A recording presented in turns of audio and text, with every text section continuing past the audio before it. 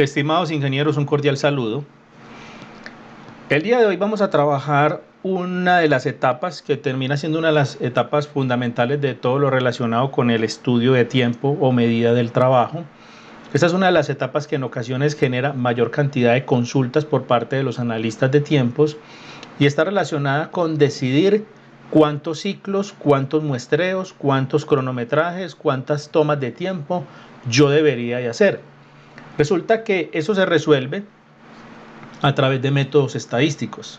Entonces vamos a utilizar algo que vamos a denominar simulación del cálculo del muestreo aleatorio simple. Lo vamos a hacer con una fórmula que ya existe. Esa es una fórmula que ya está definida, predeterminada para calcular un muestreo. Y vamos a trabajar dos modelos. Un modelo donde no tenemos ciclos, no tenemos absolutamente nada de información. Y vamos a trabajar con un segundo modelo en el cual sí conocemos ciclos o hay un histórico de tiempos pasados que nos va a permitir poder realizar los cálculos teniendo en cuenta ese otro factor adicional. Básicamente, entonces, ¿de qué consiste esto? Cuando estamos realizando un estudio de tiempos, nosotros debemos de tomar unos ciclos, o sea, debemos de tomar unos cronometrajes, deben de haber unas observaciones. Esas observaciones es poder tomar de toda una población, que en este caso supongamos que tengamos todo un turno de trabajo. En el turno de trabajo se fabricaron, no sé, 280 productos en una línea o se hicieron 280 operaciones en una máquina o en un proceso de ensamble. Necesitamos hacer un estudio de tiempos y el objetivo es determinar cuántos cronometrajes, cuántos ciclos vamos a medir. Normalmente esto se denomina muestreo del trabajo y básicamente es una técnica mediante la cual a través de métodos estadísticos se hace estas observaciones. Lo ideal es que estas se hagan aleatorias y que de alguna u otra forma no estén supeditadas como por algún tipo de elemento en especial que las controle o las limite. Dentro de esos limitantes se genera entonces la pregunta de: profe, ¿cuántos cronometrajes yo debería de hacer? ¿Cuántas mediciones yo debería de hacer? ¿Cuántos ciclos debería yo de hacer al proceso que estoy? En muchas empresas o en muchas industrias pues ya tienen casi que un estándar determinado. Empresas que tienen una cultura de toma de tiempos, de hacer toda la parte de estudio de tiempos, pues ya casi que dicen, mira, son procesos que están ya muy estandarizados. El estudio se lo vas a hacer a un operario que lleva muchos años dentro de la compañía, tiene experiencia, está calificado, está entrenado, es un operario que realiza todo con mucha normalidad, así que con unos 30 ciclos o 30 mediciones o 30 cronometrajes que tú hagas ya es suficiente.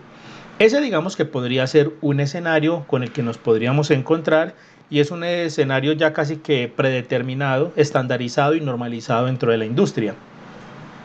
Pero muchas veces ustedes van a llegar a empresas donde los van a contratar es porque justamente no tienen eso.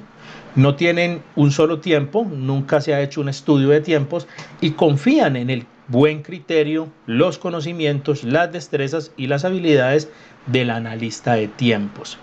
Entonces, ingenieros, cuando no tenemos nada de esta información, es importante que nos apoyemos en la estadística, que nos apoyemos en diferentes métodos que nos permitan poder realizar esta serie de cálculos y determinar ese muestreo.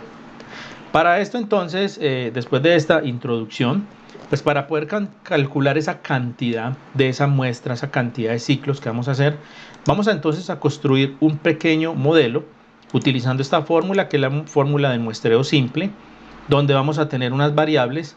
N es el tamaño de la muestra, o sea que N es la incógnita, esta es, por decir algo, X, la que no conocemos.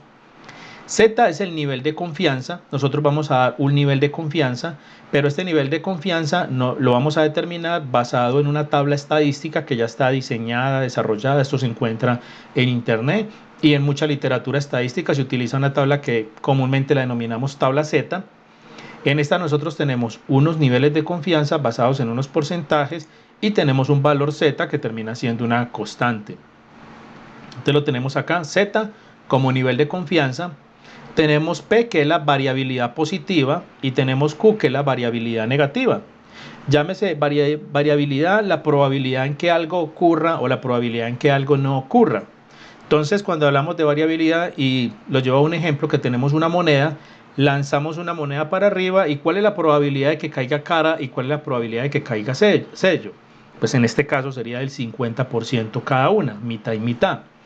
Cuando nosotros hacemos un modelo de estos y desconocemos el valor de P y el valor de Q, por defecto trabajamos con 50 y 50.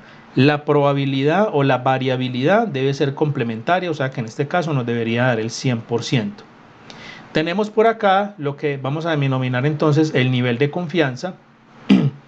Tenemos con respecto pues, al nivel de confianza, ya habíamos hablado que para este caso y para este ejemplo es el 95%. Y tenemos por acá que sería E, que sería el nivel de error permitido. El nivel de error también es un porcentaje. Esos porcentajes ya son mucho más bajitos. El nivel de confianza está con un porcentaje con tendencia al 100%, y el nivel de error permitido tiene una tendencia al 0% o al 1%. O sea, la idea es que entre más bajito sea el error, mejor. Y entre más alto sea el nivel de confianza, mejor. Con estas variables que hemos definido y aplicando esta fórmula que tenemos acá, donde n, que es el tamaño de la muestra, es igual a el nivel de confianza al cuadrado por P por Q sobre el nivel de error al cuadrado. Vamos a construir entonces todo este modelito en Excel para poder determinar la cantidad de ciclos, o sea que aquí vamos a hallar n.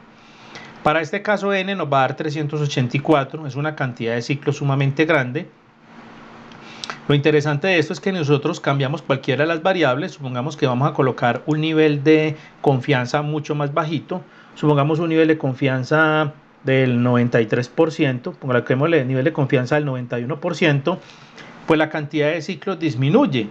Y si le colocamos un nivel de error permitido, supongamos del 9%, pues sabemos que va a disminuir también. O sea que entre más bajito sea el nivel de error y más alto sea el nivel de confianza, automáticamente nos va a cambiar este dato y obviamente va a ser más. Si yo tengo un error permitido amplio, tengo una margen grande y tengo un nivel de confianza bajito, no tengo que hacer tantos ciclos. Lo que pasa es que él me dice, si tú quieres tener datos de alta precisión, quieres tener un nivel de confianza sumamente alto con un nivel de error sumamente bajo, pues vas a tener que hacer un muestreo muy grande. Entonces aquí determinamos cómo realizar estos cálculos. Tenemos un segundo escenario. Acá nos dice que si la información de P y Q, si no hay información de P y Q, valdrán 50% cada uno cuando se desconoce la población. Acá tenemos entonces simulador para el cálculo del muestreo aleatorio simple. En este vamos a utilizar otra fórmula, pero aquí hay otra variable adicional. Dentro de esta variable adicional tenemos entonces por acá tamaño de la población o mediciones. ¿Qué quiere decir eso? Cuando tenemos n mayúscula, el escenario cambia. Le agregamos otro elemento más a la ecuación. ¿Y en qué vamos a basar el n? En mediciones. Si por decir algo hubo previamente o anticipadamente hubo unas mediciones, si llegamos a la industria y encontramos que alguien hizo un estudio de tiempos, que ese estudio de tiempos ya tuvo inicialmente una especie de referente, y ese referente fue una cantidad de mediciones. Trabajamos igual con tabla Z, obviamente vamos a tener una variable adicional, y acá tenemos unos ciclos que son el histórico, eso sería como la población. Esta población nos está diciendo que fueron 50 mediciones las que se hicieron en un tiempo anterior, y teniendo en cuenta esa población podemos cargar ese dato dentro de la ecuación que estamos construyendo y nos va a dar otra cantidad, digamos, de unidades, ¿cierto? Otra cantidad de ciclos o muestreos. Hay una diferencia interesante, ingenieros, que yo puedo colocar acá la misma, supongamos que coloco el mismo nivel de confianza y el mismo nivel de error. Coloquemos una confianza del 95 y un error del 5. Normalmente estos son como los factores estándar que uno puede utilizar en la industria. Profe, entonces, ¿qué deberíamos de colocar acá? El nivel de confianza y nivel de error permitido. Podemos trabajar con un 95% de nivel de confianza y un error permitido del 5%. Si nosotros, y observemos, como no tenemos ninguna población, no tenemos un dato referente, nos dice que debemos de realizar 384 ciclos, o sea, una cantidad considerable de mediciones. Pero si en el segundo modelo cargamos igual un nivel de confianza del 95% y un error del 5%, nos va a dar solamente 44. O sea, nos da 44 teniendo en cuenta de que ya nosotros teníamos un referente inicial que era el tamaño de la población. Entonces, ingenieros, es un cambio grande, drástico entre un modelo y otro. Esto no es una camisa de fuerza, es simplemente una herramienta que hasta donde sea posible le debería usted permitir, le debería usted ayudar a tomar una decisión. Así usted no haga los 384 ciclos, no hay problema. Determine usted bajo su criterio, conocimiento, habilidad. Recuerden que dentro de todo el tema de estudio de tiempos, del analista de tiempos, pues es muy importante la experiencia. A medida que ustedes vayan adquiriendo más experiencia en la industria, pues obviamente van a ser más habilidosos a la hora de tomar ciertas decisiones. Lo importante es que sepamos que como ingenieros ya existe un modelo, es un modelo basado en la estadística que podemos utilizar para poder realizar esos cálculos. Entonces, ingenieros, voy a pasar entonces a la estructura base o a la plantilla. Y en esta plantilla vamos a comenzar a montar todo. Las fórmulas pues son sencillas, no hay ningún complique pues en las fórmulas. Y vamos a montar entonces todo el modelito estadístico para que entonces comprendamos cómo nos estaría funcionando. Muy bien, ingenieros, ya estamos entonces en nuestra estructura base, que es nuestra plantilla. Pues acá tenemos ya como la fórmula bajo la cual vamos entonces a realizar el modelo. Coloquémosle esto acá un colorcito como para ella diferenciando una estructura de la otra y poder identificando pues cuáles son como sus diferencias. Bueno, esto es una nota aclaratoria, muchachos, simplemente es una nota que colocamos como para que la tengamos en cuenta. En el caso de que desconozcamos P y Q, lo vamos a trabajar cada uno con el 50%, ¿cierto? Entonces, ingenieros, comencemos a cargar unos valores, unos datos. Normalmente los datos que tenemos acá son datos normales que nos puede dar el ejercicio. La tabla Z, como les digo, es una tabla estadística ya definida, ya estructurada. Entonces vamos a comenzar aquí a trabajar algunos detalles. Primero vamos a colocar entonces el porcentaje de nivel de confianza. Vamos a trabajar con un 95%. El nivel de error permitido le vamos a colocar un 5%. Esos valores pueden cambiar, ingenieros. Simplemente les estoy dando como un punto de referencia, un estándar para trabajar este tipo de modelos. Vamos a decir que la probabilidad de que ocurra va a ser entonces del 50%. Y la probabilidad de que no ocurra también va a ser del 50%. Esto lo hacemos, como les digo, ingeniero, cuando desconocemos el valor de P y el valor de Q. Cuando no lo sabemos, simplemente lo dejamos en 50 y 50. Esta notica acá no la está aclarando. Para estar seguros que el valor de Q y el valor de P son complementarios el uno con el otro y nos va a llevar al valor total que sería el 100%, vamos a realizar entonces acá una sumatoria de estos dos. Muy bien, esta fórmula simplemente lo que vamos a hacer es que vamos a sumar este más el otro 50%, el otro valor, y nos estaría dando el 100%. Entonces aquí tenemos ya un dato ya estructurado, tenemos ya entonces las variables del ejercicio. Ahora sí, vamos entonces a trabajar estas variables, vamos a llevarlas entonces hasta acá. Primero n, ¿qué va a ser n? N es la incógnita, coloquemos esto acá en colorcito rojo, coloquemos un signo de interrogación, indicando que esta va a ser la incógnita, esta es la que vamos a buscar. Miren que esa es la que tenemos acá en la ecuación como el valor que debemos de hallar. Vamos entonces a buscar z. Z va a ser este valor z. Voy a colocarle a estos dos acá un color como para que se relacionen, sería este verde. Buscamos z, pero z lo buscamos en función del porcentaje o el nivel de confianza que dimos, que fue el 95%. Entonces, ¿qué hacemos, ingenieros? Vamos a crear aquí una función, puede ser un buscar B, yo lo hago por el lado más complicado con el índice y coincidir, y vamos a buscar este 95 dentro de esta tabla y que nos devuelva acá el valor de Z. Entonces, ¿cómo lo hacemos, ingenieros? Ya esto lo hemos utilizado en algunos modelos que hemos construido anteriormente. Entonces, igual invocamos la función de índice Índice nos pregunta cuál es la matriz o la tabla de la cual queremos extraer los datos. Entonces seleccionamos esta tablita. Luego le damos punto y coma, separador lógico. Y aquí invocamos la segunda función, que sería el coincidir. Al darle el coincidir, ya él me pregunta, bueno, ¿cuál es el valor buscado? O sea, ¿usted qué quiere buscar en esta tabla? Le decimos, vea, vamos a buscar este 95 que tenemos acá. Perfecto, punto y coma. Luego él me dice, ¿en qué parte de esta tabla, en qué rango, en qué columna vamos a buscar este 95? Entonces, acá, después de colocar el separador lógico, seleccionamos entonces esta lista, esta tabla, seleccionamos este rango, donde encontramos los porcentajes que obviamente están en relación a lo que yo quiero buscar. Le damos punto y coma, le definimos el nivel de coincidencia, que para este caso sería coincidencia 0. Le damos entonces acá, cerramos, aquí le damos punto y coma y ya se nos activa el índice. O sea que ya este índice, que es la primera función, se nos habilita y se nos activa. Entonces el índice nos pregunta, vea, de esta tabla que usted seleccionó, dígame cuál es el número de la columna en la cual está el dato que usted quiere que le devuelva.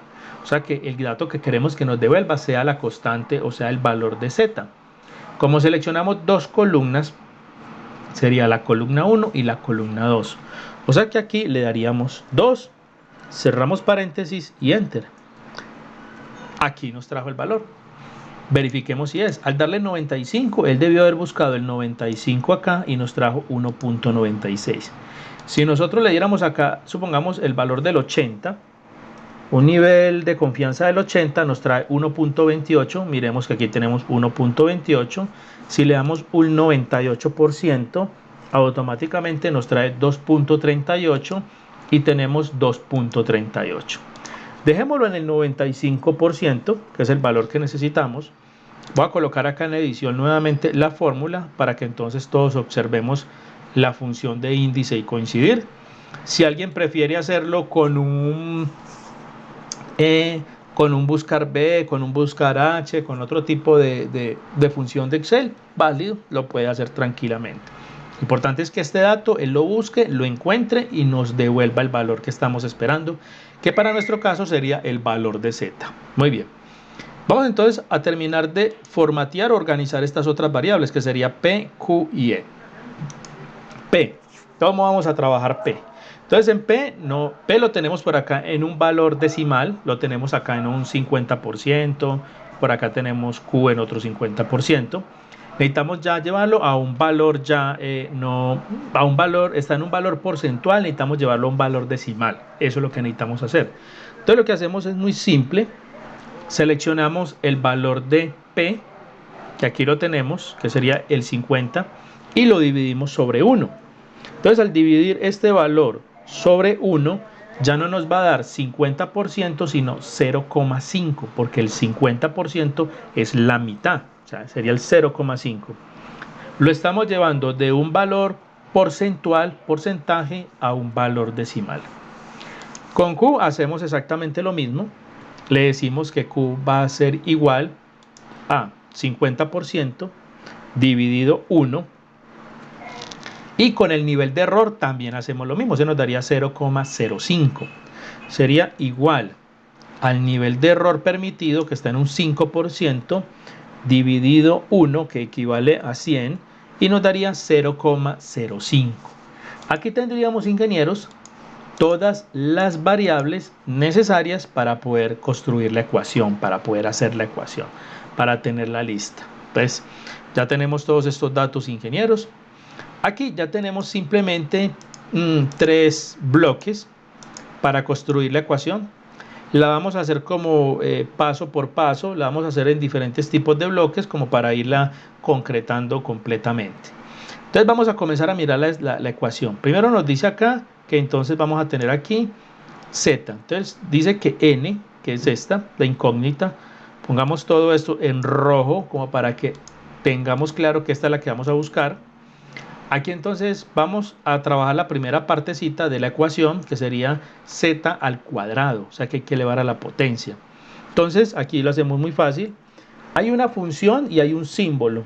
El símbolo no lo voy a buscar en estos momentos, que hay veces uno no lo encuentra fácil en el teclado. pero trabajémoslo con la función. Hay una función que se llama potencia dentro del Excel. Potencia dice, seleccióneme un número y dígame a qué potencia lo quiere elevar. Entonces, en este caso, la ecuación nos dice que va a ser z. Seleccionamos z, que es 1.96, punto y coma, y nos dice a qué lo queremos elevar. Entonces, acá es muy claro, nos dice que z debe ir al cuadrado, o sea que a la 2. Cerramos paréntesis, le damos enter y nos da 3.84. Sencillo. Estamos armando el numerador de la ecuación. Repito, voy a colocar acá en edición la fórmula, sería potencia del valor de z al cuadrado, que sería la potencia o el exponente al cual lo estaríamos elevando. Luego dice, traigámonos el valor de P y el valor de Q, muy fácil, aquí no hay que hacer nada, sino simplemente decirle que sea igual a P, y aquí le decimos que sea igual a Q. La estamos armando sencilla, inclusive uno aquí puede hallar n y hacer una sola fórmula que haga todo eso junto. O sea, en una sola fórmula en Excel yo puedo armar todo esto, pero hagámoslo paso por paso para que nos quede más claro. Perfecto, ingenieros, tenemos el numerador, luego vamos a armar el denominador. Entonces el denominador nos dice que sería e al cuadrado. E es el error, el nivel de error. El nivel de error en este caso sería 5%, que aquí lo tenemos en 0,05. Entonces, muy simple. Aplicamos potencia.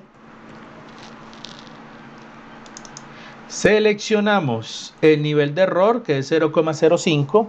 Y nos dice que también va al cuadrado, o sea que entonces acá le damos punto y coma y también lo elevamos a la 2. Cerramos paréntesis y enter. Nos da 0,0025. Ese es el dato. Todo lo que hicimos acá es exactamente lo que nos está pidiendo acá la ecuación, de acuerdo pues como al valor que estamos buscando, que en este caso es n. Vamos a completar entonces, vamos a crear aquí un solo numerador, un solo denominador y luego hacemos acá la división. Sencillo. Entonces aquí lo que tenemos que hacer es una multiplicación. Ahí nos está diciendo que todo eso es el resultado de un producto. Entonces esto va a ser igual a 3.84 por P y por Q. Enter. Eso nos da 0,9604. Y el denominador pues va a seguir siendo el mismo. Le decimos que va a ser igual a el denominador. Entonces nos va a bajar el 0,0025. Luego aquí ya simplemente hacemos un cociente, hacemos la división de numerador sobre denominador para terminar la ecuación completa. Esto sería igual a nuestro numerador dividido nuestro denominador. Y eso nos estaría dando 384 ciclos. Ese es el valor que estamos buscando, ingenieros. Es un valor, como les digo, considerablemente alto. Hacer 384 ciclos requiere pues una buena cantidad de trabajo, pero es un valor aproximado.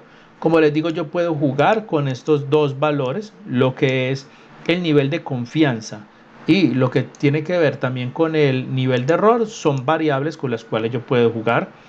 Si nosotros disminuimos uno, automáticamente este valor también disminuye o lo aumentamos. Por ejemplo, vamos a disminuir el valor de confianza, coloquémoslo en un 90%, miren que ya son 272, y si el nivel de error lo aumentamos a un 8%, pues ya son 106, ya es una cantidad de ciclos. No tenemos que ser tan rigurosos con esto y llevarnos a una cifra tan loca y tan grande. También hay que mirar qué tan estándar es el proceso, el operario al que le estamos haciendo la medición, qué tanto entrenamiento tiene, qué tanta habilidad, qué tanta experiencia, qué tan normal realiza el proceso, y eso nos permite disminuir esta cifra. Y si es un proceso que es confiable dentro de su esencia como proceso, no tenemos que llevarlo a unos niveles tan rigurosos. Inclusive en el estudio de tiempos y cuando estemos cargando los cronometrajes de cada una de las observaciones, nos podemos dar cuenta que los tiempos tienen muy poca variabilidad. Hay una desviación estándar muy bajita entre un tiempo y otro, y eso es debido a que quien está realizando el proceso tiene toda la experticia, lo vive haciendo desde hace mucho tiempo, y fuera de eso lo está haciendo de una manera normal, tranquila. Recordemos por allá al principio cuando hablábamos de cuáles eran como los criterios importantes que hay que tener en cuenta para seleccionar un operario o un empleado y hacer todo un estudio de tiempos o una medición. Entonces aquí tenemos ingenieros, nuestros datos, volvámoslo otra vez a un 95, a un 5% y nos da 384 ciclos o muestreos.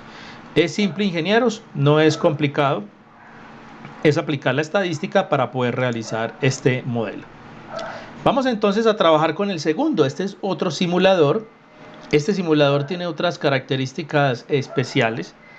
Básicamente la única variación que tenemos está relacionada es con el nivel, está relacionado directamente con N mayúscula, que viene a ser el tamaño de la población. Muy bien, ingenieros, vamos entonces a construir este otro modelo. Es muy similar al anterior, lo único que tenemos por acá son N. Yo ni siquiera necesito tener esta tabla. Yo lo que necesito tener es un referente de una cantidad de muestreos que se hayan realizado en algún tiempo pasado y que me sirvan como base para poder definir una población sobre la cual trabajar. Entonces, en este caso, pues si se hicieron 100 muestreos, si se hicieron 200 muestreos, 120 muestreos, la idea es tener ese dato y sobre ese dato realizar el cálculo del muestreo aleatorio simple, pero teniendo en cuenta los ciclos. Cuando decimos que tenemos en cuenta ciclos, recordemos, es teniendo en cuenta el histórico de mediciones que se han hecho en tiempo pasado, y esas mediciones las vamos a tomar como N mayúscula, que sería el tamaño de la población. Coloco estas dos fórmulas porque en algún momento dentro de los libros ustedes las pueden encontrar de las dos formas. Simplemente las coloco para que no nos confundamos, pero a la final terminan siendo lo mismo. Entonces revisemos la primera. Nos dice que N minúscula, que viene a ser el tamaño de la muestra, va a ser igual a N mayúscula, que sería la población, por Z al cuadrado. Z sigue siendo el nivel de confianza, por sigma al cuadrado. Pero es que sigma al cuadrado, miremos el numerador de esta y el numerador de esta, son exactamente iguales. Simplemente sigma al cuadrado equivale a tener a P por Q, que viene a ser la variabilidad positiva por la variabilidad negativa, que recordemos que la estamos trabajando con 50 y 50. Entonces aquí cambiaría sigma. Luego tenemos por acá, simplemente aquí el orden de los factores no altera el producto, en este caso que sería un producto. Tenemos entonces a E al cuadrado, también tenemos a E al cuadrado acá, que E viene a ser el nivel de error permitido, que así lo trabajamos también arriba. Tenemos N menos 1, N viene a ser el tamaño de la población o las mediciones menos 1, ¿cierto? Y por acá decimos que más Z al cuadrado también es más Z al cuadrado. Aquí tenemos inversa la operación, N menos 1 por E al cuadrado, y aquí tenemos es E al cuadrado por N menos 1. Es lo mismo. Luego acá sí tenemos la suma, que viene a ser más Z al cuadrado, y por acá vuelve y se repite. Tenemos sigma al cuadrado, que ya sabemos, porque aquí arriba ya lo definimos, es lo mismo que tener a P por Q. Entonces, básicamente lo que quiero es que observemos que tenemos dos ecuaciones, en una aparece con sigma, en la otra aparece con P por Q, pero que al final, ingenieros, termina siendo lo mismo, o sea, nos termina dando lo mismo.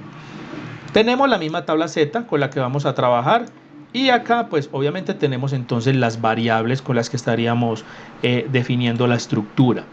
Entonces comencemos, ingenieros. El proceso es básicamente el mismo. Vamos a trabajar igual con un nivel de confianza del 95%. Vamos a tener entonces un nivel de error permitido del 5%. Vamos a trabajar una población. La población, recordemos que es la variable aquí adicional. Voy a colocarle acá un color diferente como para que sepamos que tenemos la población. Para en este caso, vea, la empresa tiene unas mediciones que se hicieron en el pasado. Hay unos registros de unas mediciones.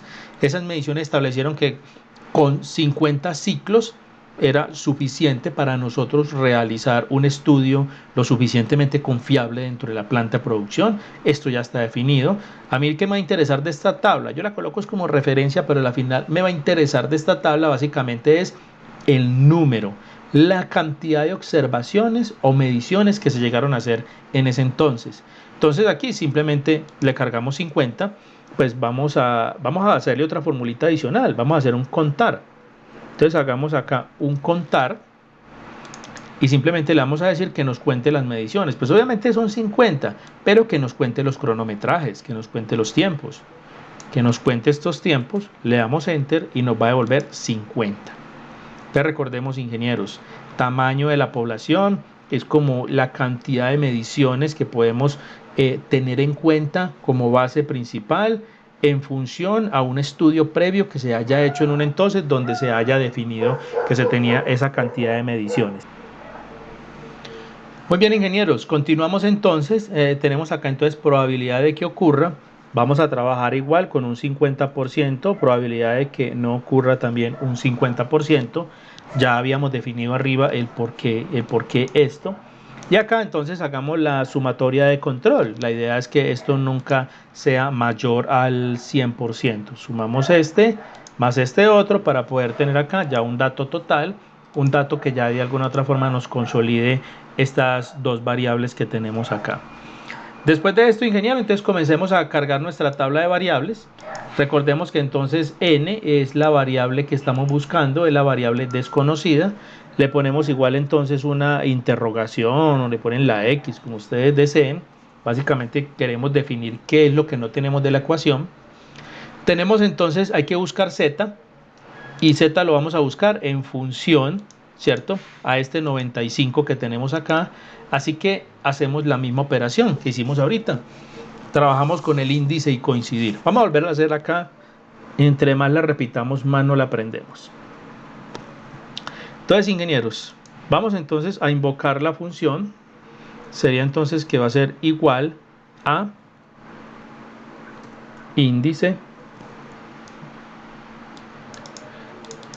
Recordemos que el índice nos pide la matriz o la tabla, entonces seleccionamos la tablita completa, le damos punto y coma y buscamos entonces cuál sería.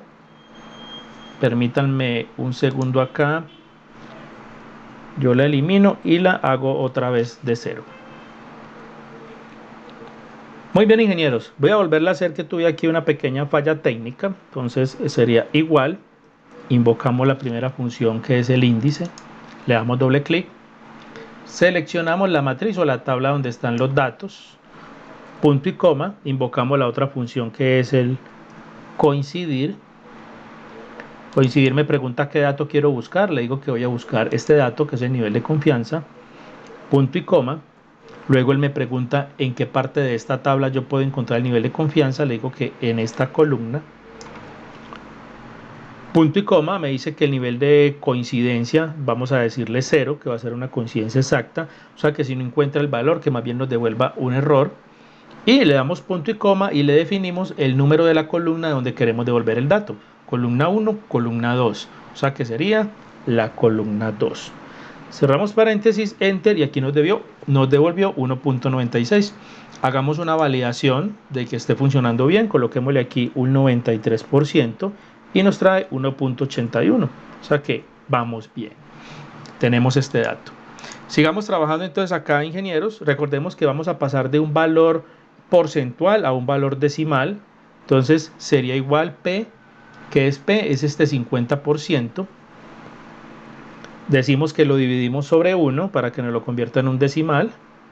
Con Q hacemos exactamente lo mismo. Q va a ser igual al 50% dividido 1.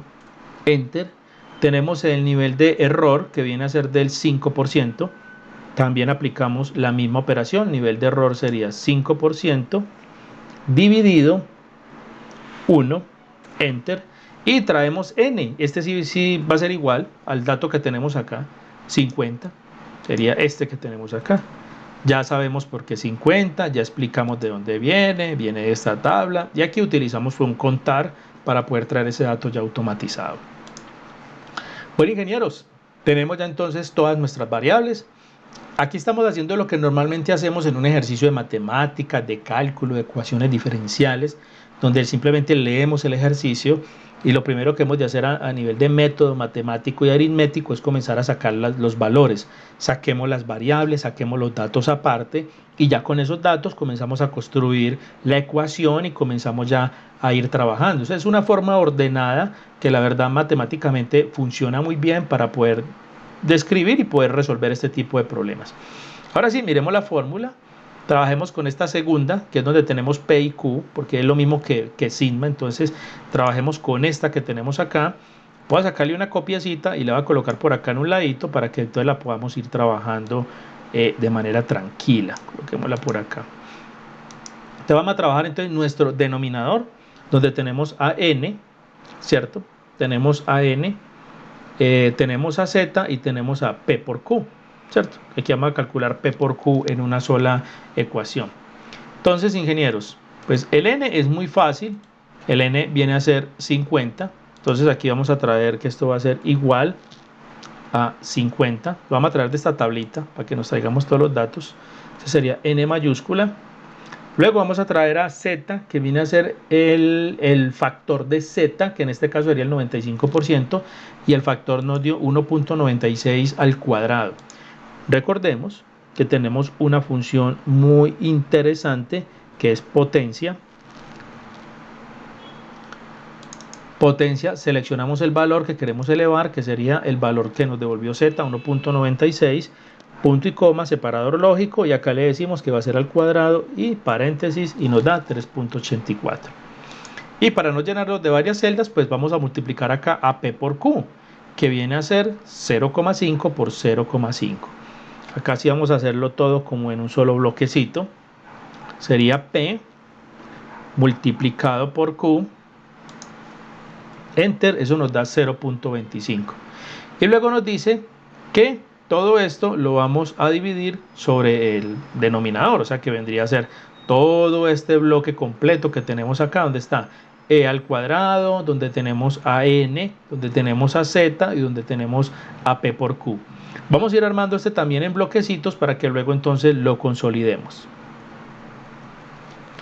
Muy bien, ingenieros. Entonces vamos a definir el denominador. Vamos a trabajarlo en 4 bloques. Vamos a trabajar a E al cuadrado, N menos 1, Z al cuadrado y como hicimos arriba vamos a multiplicar P por Q. O sea que esta multiplicación la vamos a hacer en uno solo. Entonces vamos a comenzar aquí a organizarlos. Vamos a colocar a E al cuadrado. Entonces esto sería igual a E. Recordemos que a E la tenemos acá, pero entonces como es al cuadrado, invocamos potencia, seleccionamos a E y simplemente le vamos a decir que va a ser al cuadrado, cerramos paréntesis, quedamos listos, ¿cierto? Como esto da un valor tan pequeño, simplemente aquí lo que vamos a hacer es incrementarle los decimales. Coloquémosle acá, bueno, siempre es un valor muy pequeño. Bueno. Entonces tenemos acá, ingenieros, a E al cuadrado, ¿cierto? Vamos a revisar que esté bien. Tenemos a E y lo tenemos aquí al cuadrado. Muy bien.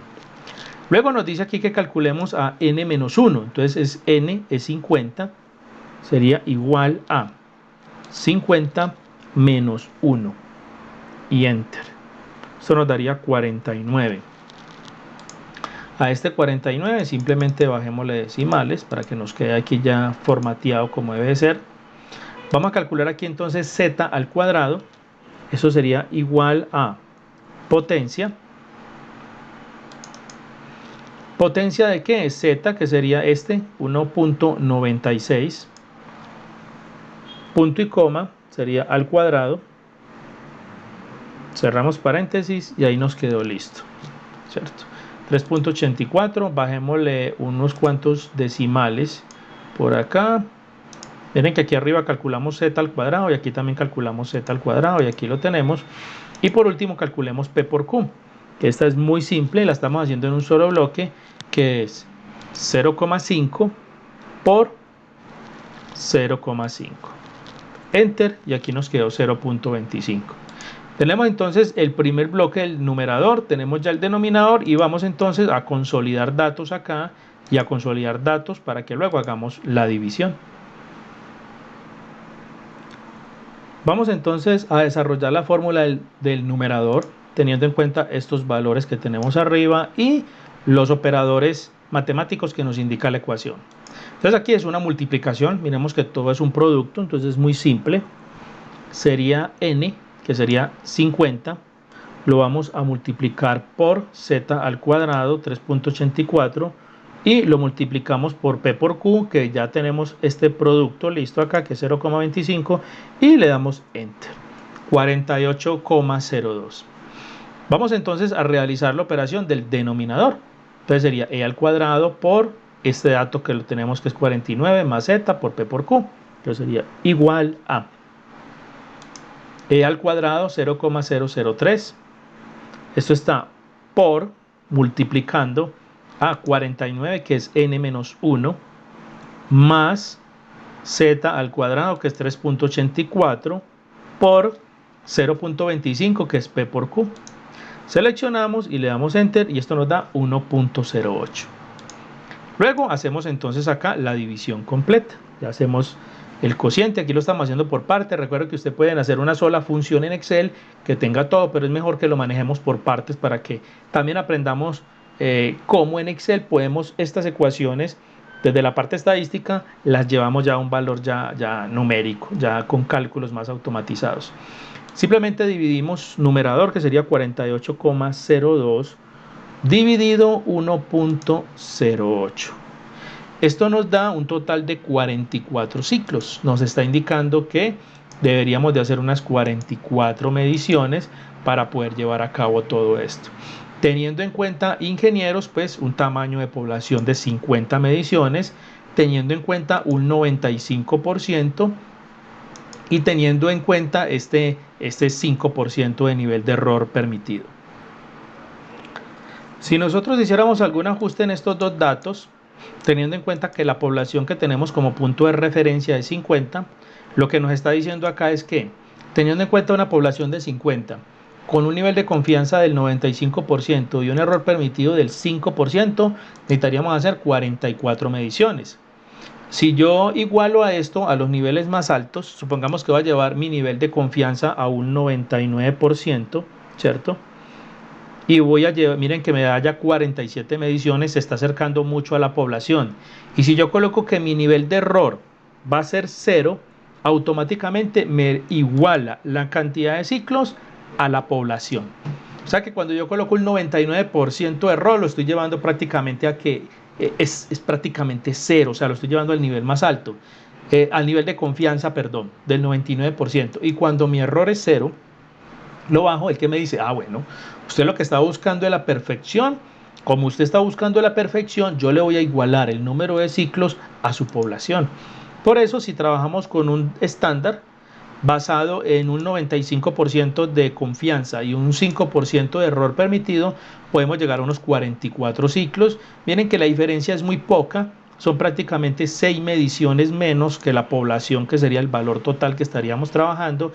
Y la verdad, pues 6 ciclos, 6 mediciones menos no nos van a distorsionar un dato, sobre todo porque estamos partiendo de que alguien en algún momento realizó un estudio previo y que ese estudio previo para él fue suficiente realizarlo con 50 ciclos o 50 mediciones.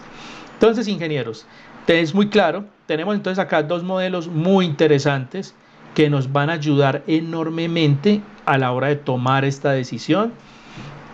Como les decía inicialmente, no es una camisa de fuerza, no es algo riguroso, pero sí es una tarea que debemos de hacer antes de comenzar a hacer un estudio de tiempos. Mínimamente como para tener un punto de referencia, saber históricamente si hubo ya algunas mediciones y tener como algún punto y decir, bueno, yo voy a trabajar simplemente, voy a trabajar con el 30% de esto, entonces le saco el 30% de esto y me va a dar el número de ciclos, ¿cierto? O sea, lo puede definir. Me permite también como investigar sobre el proceso, mirar qué tan estandarizado está, qué tan normalizado está y si hay una confianza colectiva sobre el proceso, sobre lo que yo voy a medir, no tengo que irme a unos valores pues como tan rigurosos. Pero es como el debido proceso, es la debida tarea hacer estos cálculos antes de yo ir a tomar unos tiempos o realizar unas observaciones o unas mediciones o unos ciclos, como los queramos llamar, de una manera pues como más coloquial, sin tener como datos de base. Entonces, ingenieros, En el sitio web, ahí está entonces parte más teórica, más teoría relacionada con toda esta parte del modelo. Y ingenieros, muchísimas gracias. Hasta un próximo momento y espero que estas herramientas les sea de gran utilidad.